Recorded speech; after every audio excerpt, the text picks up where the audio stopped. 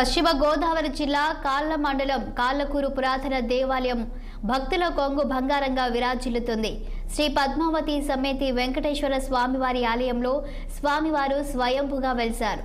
స్వామివారి సగం కాళ్ళు మట్టిలో కూరుకుపోవడం వల్లే ఈ ప్రాంతానికి కళ్ళకూరుగా పేరు వచ్చిందని స్థానికులు చెబుతారు. ఆలయంలో ఏటా మే నెలలో చైత్రశుద్ధ పౌర్ణమి నాడు స్వామివారి కళ్యాణం అత్యంత వైభవంగా నిర్వహిస్తారు.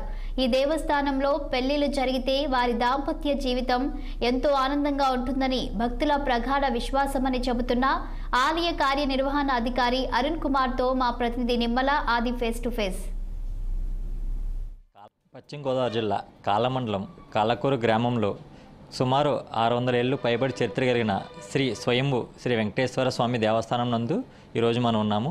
మనతో పాటు ఆలయ ఈవో అరుణ్ కుమార్ గారు ఉన్నారు. వారిని అడిగి ఆలయం గురించి మరింత సమాచారం తెలుసుకుందాం. చెప్పండి అరుణ్ కుమార్ గారు. ఓం నమో వెంకటేశయ్య.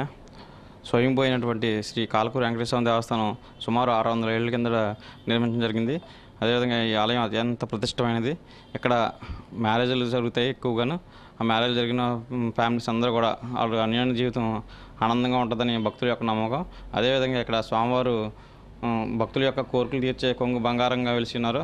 అందువలన ఇప్పుడు కార్తీక మాసంలో శనివారాలు విపరీతంగా అత్యంత సంఖ్యలో భక్తులు ఇచ్చేసి స్వామివారిని అమ్మవారిని దర్శించుకోవడం జరిగింది.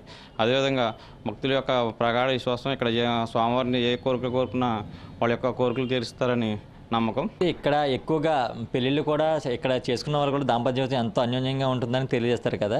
అది ఈ ఉత్సవాలు ఈ పెళ్ళిళ్ళు దీనిపై ఏమన్నా మీరు చెప్పగలుగుతారా? ఇక్కడ స్వామివారి కళ్యాణం వార్షిక కళ్యాణం ప్రతి సంవత్సరం మే నెలలో చైత్రశుద్ధ పౌర్ణమి రోజున జరుగుతుందండి. ఆ కళ్యాణం రోజున స్వామివారి యొక్క రథోత్సవం జరుగుతుంది. రథోత్సవం అత్యంత వైభవంగా జరగడం జరిగింది. అదేవిధంగా ఈ చుట్టుపక్కల గ్రామాలను ఎక్కువ మంది భక్తులకు చేసి స్వామివారి రథోత్సవం జరిగించడం జరుగుతుంది. అలాగే ఈ ఆలయంలో ఉపనయనాలు కూడా ఎక్కువగా జరుగుతాయి. కార్తీక మాసంలో ఇప్పుడు స్టార్ట్ అవుతాయి. ఉపనయనాలు అన్నీ ఎక్కువగా జరుగుతాయి.